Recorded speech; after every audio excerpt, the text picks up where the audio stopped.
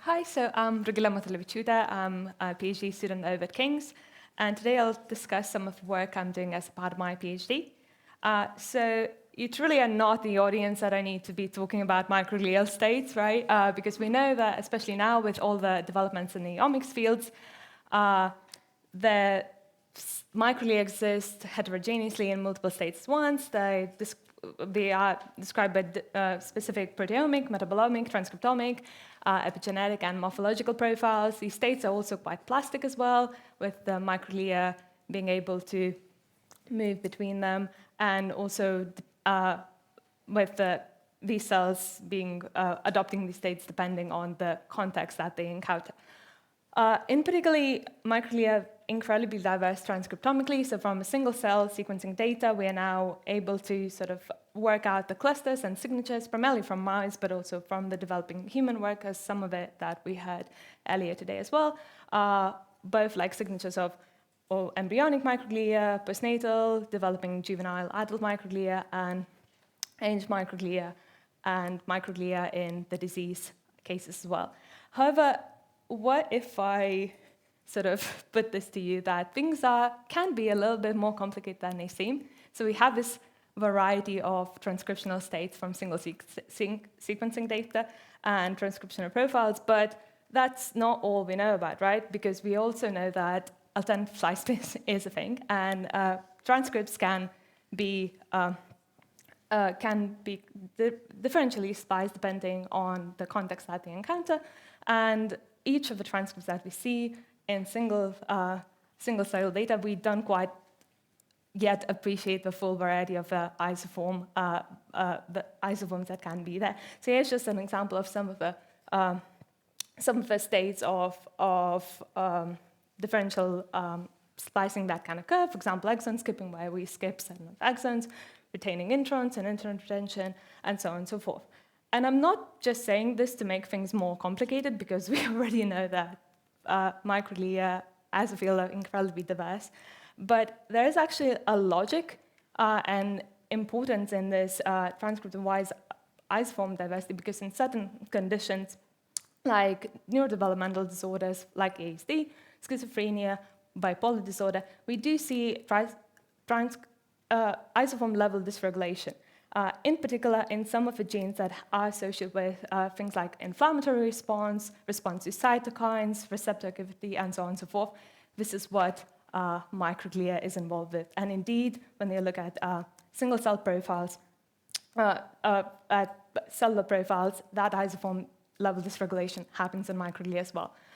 However, most of the stuff so far that's been done on isoforms has been reliant on short-read sequencing. So basically, the classic RNA-seq that most of the people do, where you use short reads, so up to sort of 200 base pair reads from chopped up transcripts, and then you assemble them, and you get great coverage, and this is an incredibly useful tool, but that kind of relies on you catching those specific splice junctions, and so on and so forth.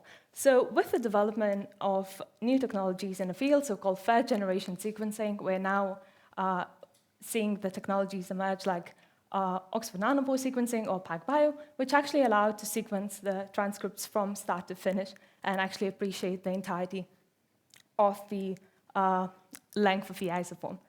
So what we tried to do with this work is some of the stuff that I'm currently working on, to basically try and apply the long-read sequencing technology to look at how diverse the isoforms might be in microglia. And to employ this, we used Sally Kiley's developed protocol for generation of microglia-found iPSCs. So basically going through the embryoid bodies into so-called factories, and then differentiating microglia and collecting them at 2 different time points. So we use 3 male and 3 female, so 3 XX and 3 XY lines in 3 replicates, and collected microglia at sort of, if you will, at progenitor stage. I use quote marks for it because it's a bit strong to call them progenitors, but at day 1, and microglia at day 14 at 2 different time points for bulk RNA extraction. And then I isolated and QC'd the RNA, used reverse transcription cDNA synthesis, and for this particular work that I'm discussing now, we used a target enrichment panel of 300 neurodevelopment and neurodevelopmental disorder genes, and prep the library for ONT Promethean sequencing. So for those who are a little bit less familiar with ONT sequencing, the way it works, basically you have a transcript molecule, be it a DNA, RNA, or cDNA, pulled through a pore, which gives you a readout of electrical current, which is those sort of squiggly lines here, which are those squiggly lines here, and that can be converted into base calls.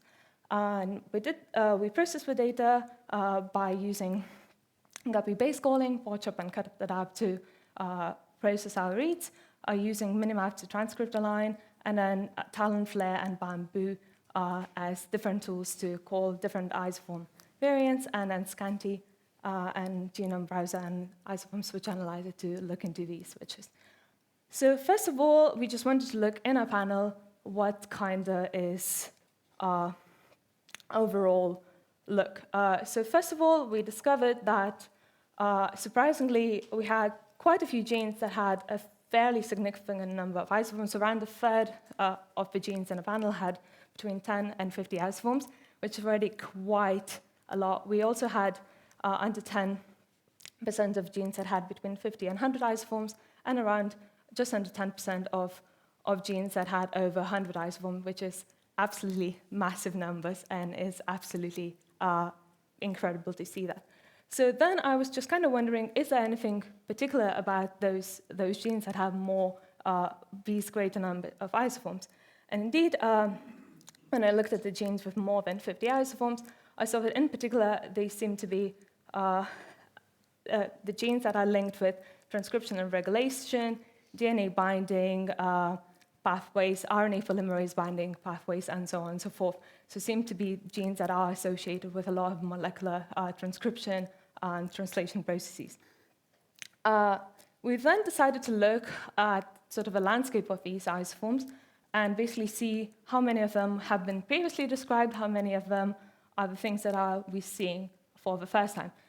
So just to quickly explain this, when we're looking at different isoforms, we can have sort of in the so-called known genes, we can have either previously annotated transcripts, which are full splice matches, so things that fully match up with the known reference, or incomplete splice matches, so usually they have a slightly shorter prime run.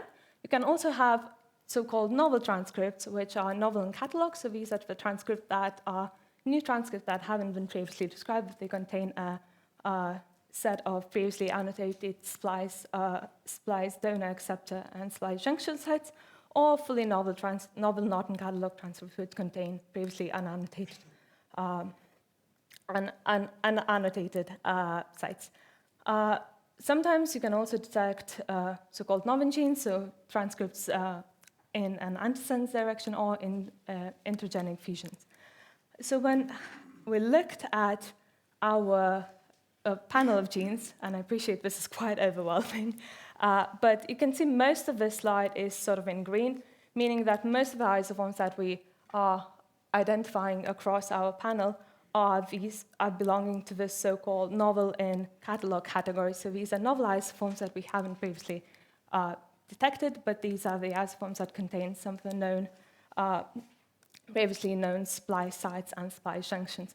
We also have some of the less expressed genes that only contain full splice match isoforms, so that's the columns that are fully blue.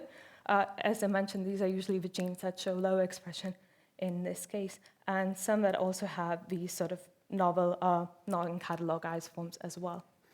So here's just one of the examples. So FMR1 is a fragile X mental retardation protein gene. It's linked with neurodevelopmental disorders such as Fragile X syndrome, mutations in this gene, but it's also linked with ASD and other neurodevelopmental conditions. And as you can see here, these are some of the isoforms that we have identified. So we have some of the events that are sort of show slightly alternative transcription start sites or shorter transcripts, as well as like some of the events of intron retention and so forth. And at the bottom panel, you can see the sort of with a lighter blue color indicating high expression. So we can see across these isoforms also, not all isoforms are expressed equally, so some are more prevalent across the board and some are less prevalent. So for example, this one isoform here, it seems to be dominant across our samples, whereas others aren't quite as prevalent. So we went on to try and look at the splicing events in more detail. So as kind of mentioned, some of the things that we can potentially look at is exon skipping, intron retention, mutually exclusive exons, or alternative 5' or 3' splice sites. And indeed, when looking at across the different categories, we see that in full splice match, we see a lot of so as I mentioned, sort of the main proportion of transcript is falling into that novel and catalog category. And here, there's a combination of annotated splice junctions and splice sites, as well as a fair proportion of intron retention events. And this is all fine and well, but what we want on to look further is whether there's a difference between these different time points or these different sexes that we looked at. And we didn't quite find a starking difference when it comes to the sexes, but we did see the main difference, name switching events occurring between the time points, which kind of makes sense because these cells are going through maturing and developing further. So across these isoform switching events, the key ones that stood out as most events, so alternative transcription start, transcription termination, and exon skipping events. We also have some intron retention events as well, and here is just plotted where one of the isoforms is used less or used more in between different time points.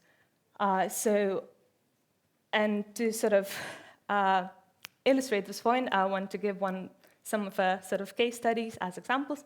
So for example, ankyrin D12 is one of the ankyrin repeat proteins, and here you can see that this gene, in terms of expression levels between two time points, is not very different, it's not particularly different, but when we look at the combination of particular contribution of particular isoforms that are contributing to the expression, we do see a switch in the isoforms. So for example, this particular isoform here that I highlighted is expressed more in day 14 samples compared to day 1. So even though we don't see a global distinct change in the gene expression overall, we do see that composition, that gene expression might be made up of a combination of different isoforms contributed to it.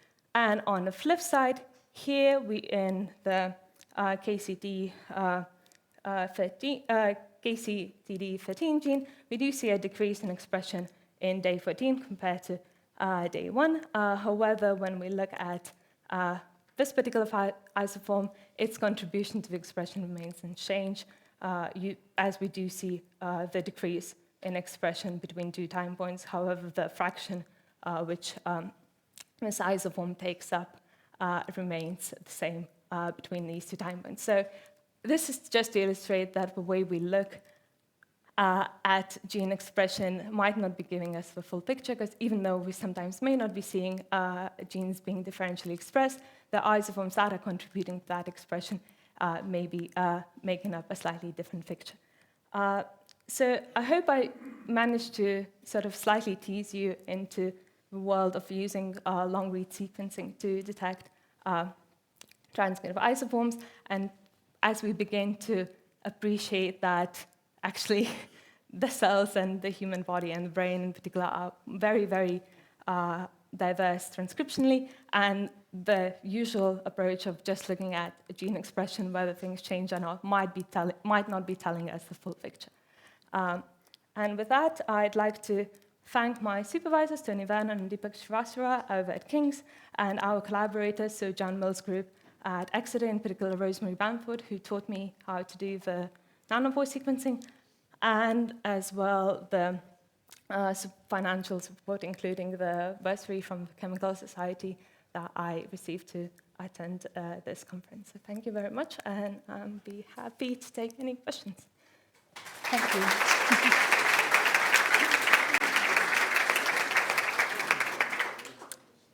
Any questions?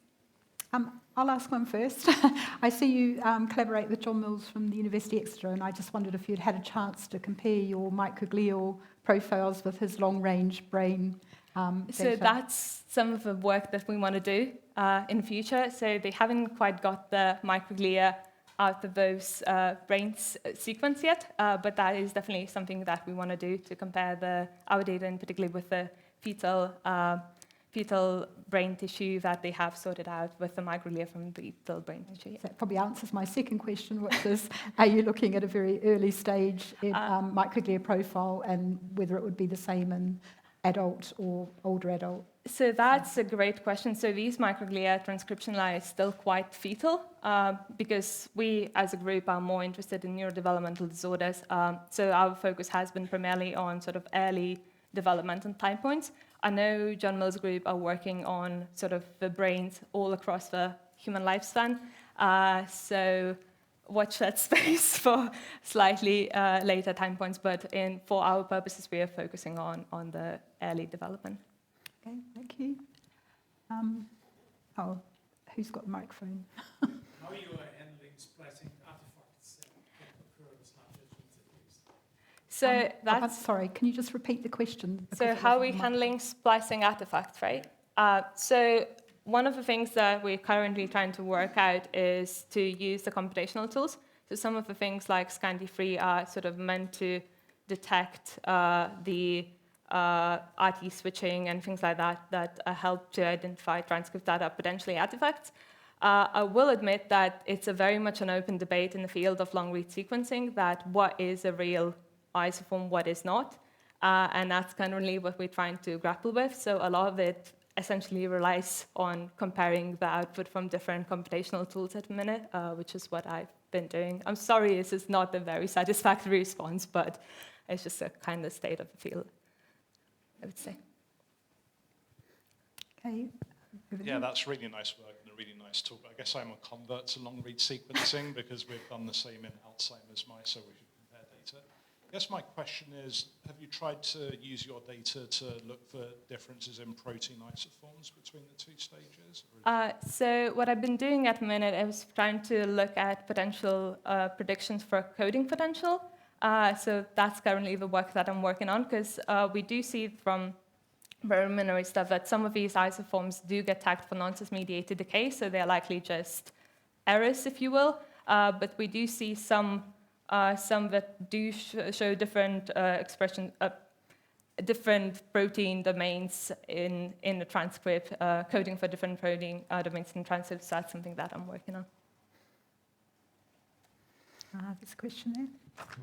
Thanks, nice work. So I was wondering, so you do this nanopore sequencing now in pools of iPS-derived microglia, yeah. Right? So do you have any idea how common these events are? And if you, for instance, make probes for exons or introns that are sometimes in and out, how often does this happen? Or are you picking up the main events, and you're doing a lot better than I am, but are you still missing a lot? So I think like some of these are actually quite rare. So like you can get some isoforms that are only detected like once or twice, and then you kind of go back to that chicken and egg question of like whether or not this is real. So nanopore is quite useful in being able to detect relatively low frequency events, but then we go into the conversation of like how accurate it is with the base calling and things like that, which is another kind of worms that the field is grappling with. I think in part that's why we want to compare this data with the human fetal brain tissue, just to see how much of the overlap there is. And if there is, that's kind of gives us a little bit more confidence to detect things. But yeah, some of the things we detect are basically like one per sample kind of thing. I was also going to ask a little bit about how you prime your cDNA and how you know you've got full-length cDNA, and whether you get strand information from your sequencing.